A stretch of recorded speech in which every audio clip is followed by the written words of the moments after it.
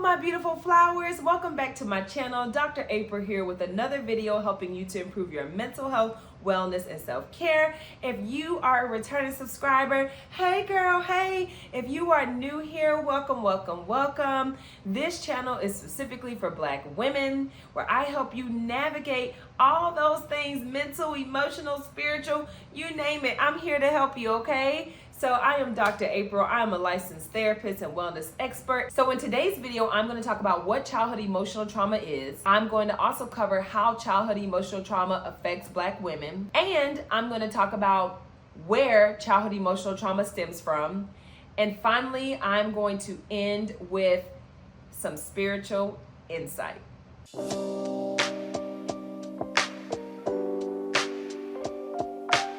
So I'm going to be talking about how childhood emotional trauma affects Black women. Yes, girl, today we will be exposing all those invisible wounds, okay? Black women carry invisible wounds from childhood that need to be brought to the light.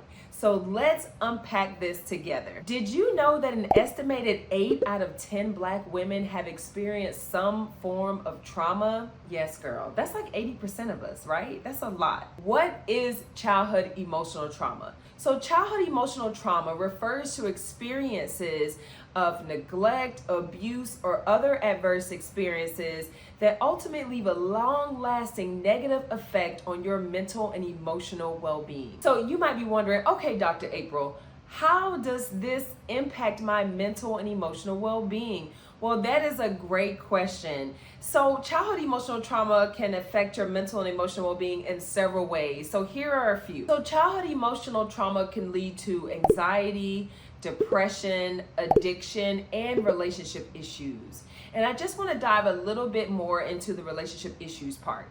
So when it comes to relationships, if you've experienced childhood emotional trauma, typically you have difficulties in your relationships. So there may be a sense of mistrust. So you have a hard time trusting people. You have a hard time letting people in. You kind of keep people at an arm's length and at a distance because of fear of being hurt. And then also when it comes to relationships, you can have a difficult time setting boundaries, right? So it may be very hard for you to say no. It may be hard for you to prioritize your own needs. You may spend a lot more time focusing on caring for the needs of others instead of focusing on you.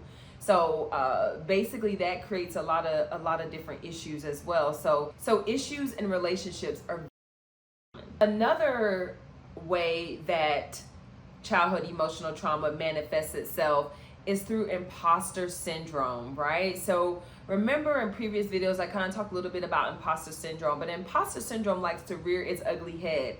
And basically, essentially what it says is that I am not good enough. I am not worthy enough. Even though you have all of these achievements, you have all these accolades, girl, you got the house, the car, you got it all, you still feel like something is missing. You still don't feel like you measure up. All right. And so as a result, the imposter syndrome can kind of create some insecurities. You might also experience some self-doubt and ultimately low self-esteem as a result. And when it comes to imposter syndrome, you may ask yourself those questions like, am I good enough? Am I worthy? Do I deserve this, right? So those are some of the thoughts and some of the thinking that can be associated around imposter syndrome. Another way that childhood emotional trauma manifests itself is through seeking validation. So typically this looks like you wanting to be recognized, having this need to be seen, to be heard. And not that that's not important, but it's in an attention-seeking kind of manner. So for example, if you notice someone, or maybe it's you are on Facebook, Instagram, and you post every single accomplishment you've ever gotten, you want to share with the world every single thing that you're doing. You have to ask yourself, are you posting this information with good intentions, or is this for attention seeking, or is it because you want to be well liked, or you want people to notice you, or you want people to praise you? So when it comes to childhood emotional trauma, seeking validation from others is a very common behavior as a result. Another common thing that Black women experience as a result of experiencing childhood emotional trauma is difficulty expressing how you feel. So if you find in your relationships with other people you have a hard time letting them know how you feel, you have a hard time communicating your needs, these are signs that you may be experiencing some of the negative consequences of childhood emotional trauma. So that covers the mental and emotional challenges that result from childhood emotional trauma. All right, so now you might be saying, well, Dr. Brown, well, how did this even happen? How did I get to this point? So childhood emotional trauma stems from an unhealthy parenting relationship. To thrive, children need emotional security from both of their parents. So if one or both of your parents were physically or emotionally unavailable, this would have impacted you emotionally, okay? Consequently, in adulthood, this leads to emotional insecurity, and you might also be experiencing some abandonment issues as well, okay? So as a result of your parents not giving you that emotional security that you needed to thrive as a child, this is kind of how childhood emotional trauma presents itself. I hope that makes sense, y'all. I'm trying the best I can to explain this thing. If I'm saying anything that resonates with you, hit that like button. Don't forget, at the end of the video, I have tons of resources in the description box to help you. If you're not already, sis, following me on my socials, I am at The Wellness Room ATL on Facebook, Instagram, Pinterest, and of course, YouTube. And so let's continue on with the remainder of our video. So that pretty much covers where childhood emotional stems from. Not to mention as well, we have to think about some of the societal impact, right? So we also have to think about some other factors that contribute to childhood emotional trauma. For starters, we have to think about generational trauma, right? And so when I say generational trauma, I'm referring to the fact that if your parents did not have a healthy relationship with their parents, then more than likely their relationship with you was not healthy, right?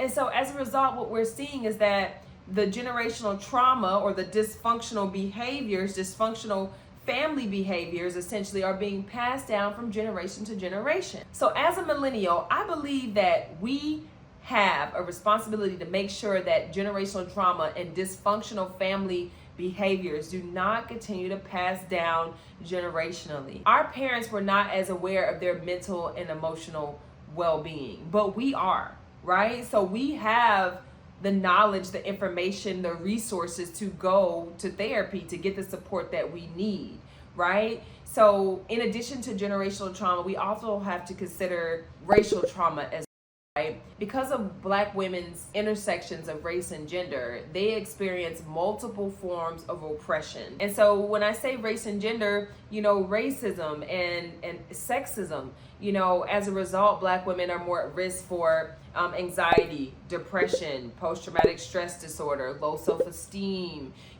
so these things can also kind of make things worse in a sense, okay? So just keep that in mind. It's not just, your parents didn't give you what you needed emotionally. There's also societal factors at play here that we also have to keep in mind, okay? Before we get into our spiritual insight, I just want to share a little bit about my own personal journey, okay?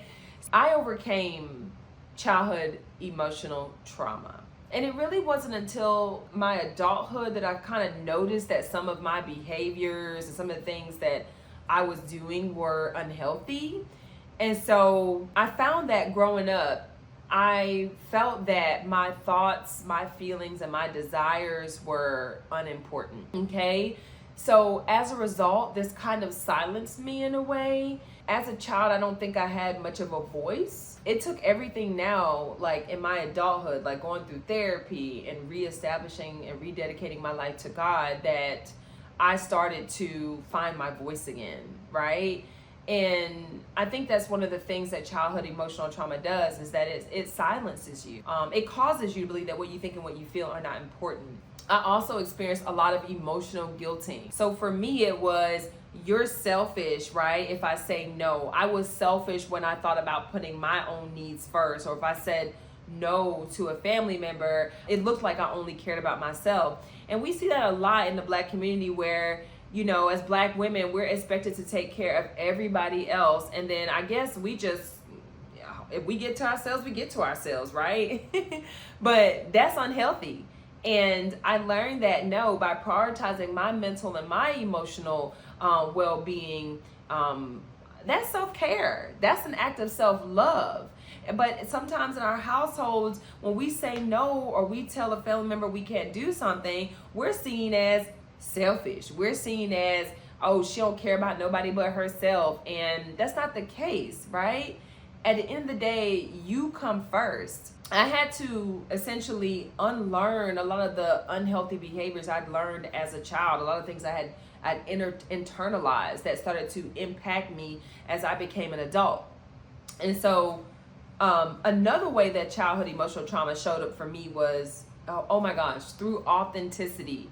I really struggled with, you know, being myself, being comfortable in my own skin. I didn't realize I was kind of living my life for other people or living my life to please other people. Really just understanding like who I am and being comfortable to just be me was a challenge, you know. And so through therapy, I started to kind of uncover some of that. I started to uncover a little bit more about who I am and who I want to be, you know, who I'm growing to be as a professional, as a woman of God, you know. So that was very challenging. Oh my gosh, y'all, the people pleasing. I was a people pleaser. You hear me? I was at everybody's event doing this for everybody. People would ask me, can you do this? Can you do that? Can you be in this? Can you be in that? And I would always show up. And I was exhausted, like exhausted mentally and emotionally, but I would just keep showing up because I wanted to be there for other people. There was something on the inside of me that just felt fulfilled when I gave to others. I'm here to tell you right now, that is so unhealthy. Y'all better start saying no. Y'all better stop going to everything and telling people you're going to do this or you're going to do that. No, it's too much, you know? So I also noticed that when I started to take some steps back that people didn't like that. Like, you're not coming to this, you're not coming to that, you know.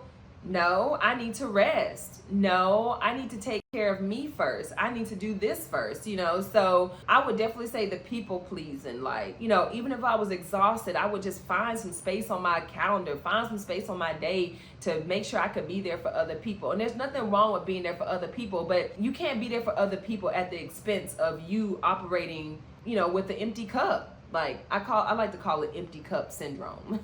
I was operating out of empty cup syndrome. I had nothing else to give to no one. I had nothing left. My cup had a hole in it, but I was just so gonna do it all. And yeah, oh my gosh. And like I talked about earlier, imposter syndrome was big. It was big. I really struggled with, I would say that education was definitely pushed in my household. As I reflect on all of my accomplishments so far, yeah, I have 5 degrees, first doctor in my family, first Divine Nine member in my family. Like, you know, I did a lot of first generational out of, you know, I'm basically a first generation everything. So there's a lot of pressure that comes with that, on top of being the oldest. And so for me, imposter syndrome kind of reared its ugly head because even though I had all these accomplishments, I had all these things, part of me still felt empty on the inside, like it wasn't enough. And so I was always chasing like worth through degrees, chasing worth through success, or checking off another thing on that bucket list. And yeah, that obviously was unhealthy for me. And those are some things I had to also work through therapy, because I had to learn that I am enough. I'm enough now. I'm enough without the degrees. I'm enough without the publication. I'm enough without the business. You know, so I had to really redefine like who I was, and basically like assigning my own meaning of success instead of what society says success is, so to speak. And yeah, so imposter syndrome was a big one. Therapy just helped me, y'all. I don't even know how to explain. Like, therapy just helped me. You know, some of the things that helped me in addition to the therapy, you know, I journal a lot, if not every day, at least a few times a week, so that I have a healthy outlet to process my feelings and my emotions. And It's also a way that I kind of like pray and communicate with God as well. And I'm gonna do a video on how to journal too that y'all might find helpful. Yeah, I journal. I meditate, I pray. Basically, anything that I can do to pour into myself, read my Bible. Self-care is on the top of my list these days. Like, I have got to pour back into myself as much as I'm pouring out. So ultimately, y'all, I keep saying it, like, go to therapy. Go to therapy. And the funny thing is, y'all, it's like my childhood emotional trauma is why I'm a therapist today. I didn't even realize that when you experience childhood emotional trauma, you, like I said, you have this need and desire to always help other people. You feel bad for other people who need help. You don't want people hurting, people to be in pain. And you don't even realize you're the one that's hurting us in pain, and that's in pain. Instead of helping yourself, you focus on helping other people. Dr. April had to kind of do a little shift, right? Like, okay, for me to help other people, but I got to help myself first. So going to therapy really, really helped me to do that. Go to therapy, girl. Okay, it's going to help you get down to the root of what's going on with you.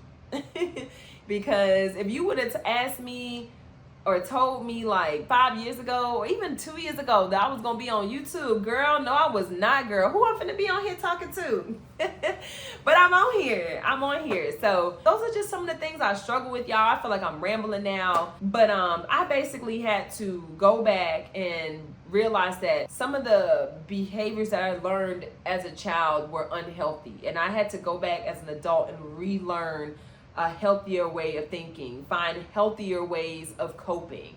And all of that was very, very, very beneficial to me. I hope that resonates with you. All right, let's get into our spiritual insight. So today's scripture is Mark chapter 5, verse 34. And it reads, "And he said to her, 'Daughter, your faith has made you well. Go in peace. Your suffering is over.'" Oh my gosh. So when I think about that scripture, a few things come to mind. First of all, when we talk about, and he said to her, "Daughter, your faith has made you well," it makes me think about where our faith lies. Like, are we having faith in the right things? Are we putting our faith in God or in people or in things or in our government? Where does your faith lie? Because if you're believing God for your mental and your emotional healing, then I believe that he has the power to heal you. And if you believe he has the power to heal you, God can heal you. And I think the scripture just speaks to just the faith, like how our faith has the power to transform, has the power to heal. And so then he told her, "Go in peace. Your suffering is over." So there is something about making the choice to, one, seek and go after your healing, then believing God for your healing. And then the result of that is that you experience God's peace. The result of that is that your suffering ends, right? And we know that he tells us that in this life we'll have many trials and many sorrows, right? Like, we all experience suffering. But I believe that when you make the commitment to go to therapy, when you make the commitment to continue and just establishing that relationship with God, I believe that ultimately you expedite your healing. I believe that you start to understand better ways of coping and not just doing things on your own and figuring it out on your own. God cares about our mental and our emotional well-being. He cares about our spiritual well-being. He wants us to live a healthy and whole life, okay? And so at the end of the day, you got to make sure that your faith is in the right place and know that faith without works is dead. So you can't say that you want the depression to go away, you want the anxiety to go away, you want the childhood emotional trauma to go away, but you don't take that first step towards your own healing. So I pray that this scripture encourages you. I pray that it resonates with you. Go and read it for yourself and just remember that your healing is near. It's available to you. All you have to do is believe. Okay? All right, and moving on, let's do a quick recap. So in today's video, I talked to you about what childhood emotional trauma is. I talked to you about how childhood emotional trauma affects Black women. We also talked about where childhood emotional trauma stems from. And last but not least, we talked about some spiritual insight. With that being said today, if you have not hit that like button, go ahead and hit that like button. If you have not subscribed to my channel, make sure you subscribe and you hit that notification bell so you do not miss out when I post a new video here every single week. And I just want to say thank you, girl. Thank you for staying to the entire video. Thank you for watching. Don't forget, there are tons of resources in the description. I invite you to support the channel, and thank you so much for watching. And so before you go, let me leave you with this. Remember that you are a beautiful flower that blooms and flourishes. May your radiant light continue to nurture those around you. And thank you so much for bringing beauty to our community, one petal at a time. Bye. Take care of yourself.